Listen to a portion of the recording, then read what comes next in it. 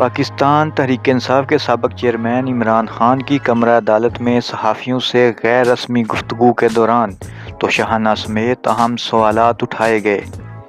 اسلام آباد کی احتساب عدالت میں صحافیوں سے غیر رسمی گفتگو کرتے ہوئے سابق وزیر اعظم عمران خان نے کہا کہ توشیحانہ کیس میں آفس بوائے کو وعدہ معاف گواہ بنایا گیا۔ کیا میں آفس بوائے کے ذریعے اربوں کی کرپشن کروں گا؟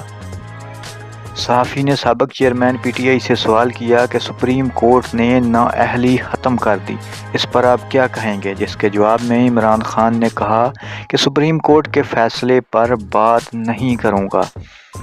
صحافیوں نے پھر سوال کیا کہ تاحیات نااہلی ختم ہونے سے ہو سکتا ہے مستقبل میں آپ کو بھی فائدہ ہو، جس پر سابق وزیر اعظم کا کہنا تھا کہ اس پر کچھ نہیں کہوں گا، ہم نے مخالفین پر کیسز نہیں بنائے تھے، کیسز پرانے تھے۔